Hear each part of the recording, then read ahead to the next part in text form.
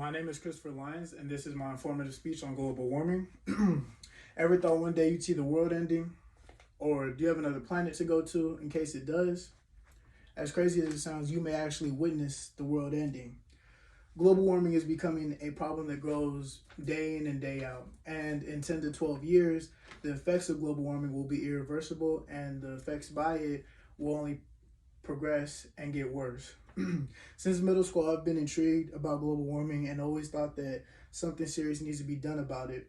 Because to me, watching the earth slowly burn and fall apart is something I don't want to see or be a part of. And I'm sure no one else wants to be a part of that outcome in the very end of it. Especially when it becomes irreversible. Then there's really nothing we could do, and we're going to be forced to change our ways. Today, I will be going over some of the main effects on our planet and ourselves due to global warming. Now we'll be moving on to the main cause of global warming. Climate change and global warming's main cause is greenhouse gases, also known as the greenhouse effect. These gases are mostly from human activities such as burning fossil fuels, deforestation, farming, and even things as big trucks or buses taking off and letting off a big cloud of smoke. And that big cloud of smoke is usually black. And that black smoke, when it's let off, you can think of it as poison to our earth and our atmosphere. When the gases get trapped, like carbon dioxide, which traps heat, other gases that also carry heat when burnt get trapped. The more the sun shines in, the more it gives off energy and heat. And when that energy and heat comes in, it enters our atmosphere and usually bounces back out some type of way or eventually. But because these greenhouse gases are creating a shield over our atmosphere, it's locking in all of the energy, and which creates it to heat up the atmosphere and our earth as well with us in it. If we were to stop burning so much fossil fuels and switch to better alternatives to burning stuff, or better cars or better buses that are electric and don't run off of gas and stuff like that, it would make a total difference in the way we are living.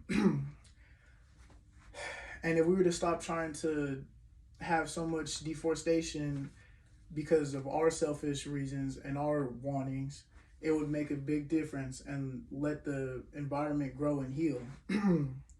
Now, moving on to wildfires and how they keep getting worse. According to Maria Fernanda Espinosa, the president of the General Assembly, in the past decade, the U.S. has burned more than 68 million acres of land. That's a lot of acres that we just don't have to burn up. The way this happens is when the summer months come, it gets very dry. The leaves, the soil, the plants, agricultural areas, and they will sometimes have a fire start, either from lightning or something as small as a spark or a match being thrown on the ground. And from there, it starts. With wildfires becoming more and more dangerous by making people have to evacuate their homes and evacuate the areas they are in and be careful when going outside because the air quality is so low, that should show signs that there is a problem. And for people that have health issues like with lungs or asthma or anything, that could make a very big problem that can make people not go outside, all because of we are killing our own earth. When you walk outside, it shouldn't look like the Fire Nation is outside invading the U.S. or California or any part of the country or world. The best and most simple way, according to ACCU weather, is to not try and have fire objects, anything that can start a fire around dry areas or big forest or a lot of trees and plants. And if you do, you have to be 10 times as careful than usual.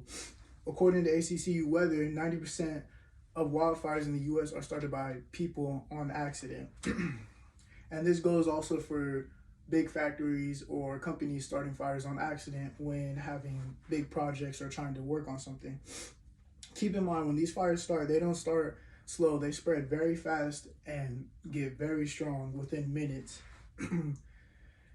And when they start to burn like that, it lets off even more carbon dioxide and even more greenhouse gases.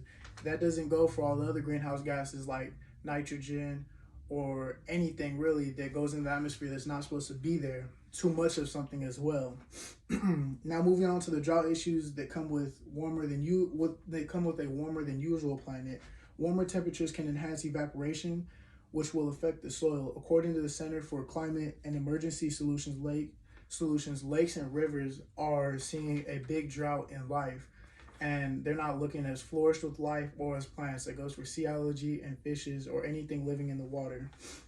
The future estimates with studies from the CAE show that years from now, the warming levels in dry patches that are starting now are only going to progress and are already taking a toll on areas inhabited with natural life, natural wildlife. Within the next 20 years, it will start to take a toll on our food and water resources, which, as you can see in this day and age, people are willing to fight over toilet paper. So if you think about if we have a food or water decline or both, people will really start to act out of, I guess you'd say, normal ways over that. And that just doesn't sit right with me. We can help fight droughts by practicing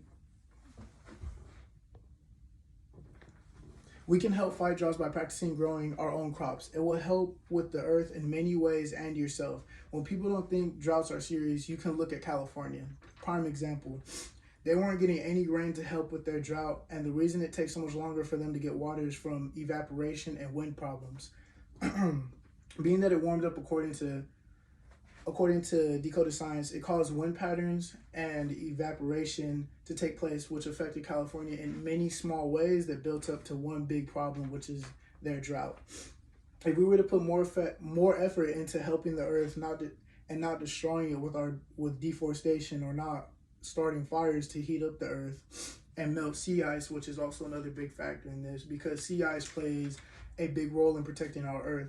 When sun rays come in, sea ice usually reflects the energy back out to space. And being that when it reflects the energy back up, the atmosphere that's being blocked by all the greenhouse gases is blocking it in. And so therefore the heat has nowhere to go and it's trapped inside, which causes that to heat more. And when it directly hits the sea ice, it's melting more. And so when there's no sea ice left, the ocean will start to directly take all the energy, which causes for a very bad, I guess you say, a boiling pot. But it's taking time for it. But once the pot really starts to boil, you'll see all the sea life that's affected by it. And people are already seeing the sea life that gets affected by it.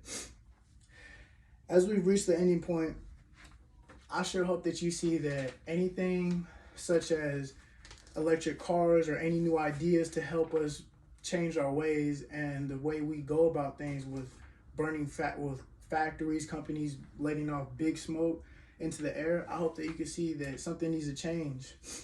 And I hope this helped make more people aware of our surroundings and their communities as well. Also, for the question, if we have another planet to go to, or if you know another Earth to go to, I hope you see that we don't, and that I hope you see that you could possibly see the ending of the world if you don't try to help our communities each or spread the awareness of this.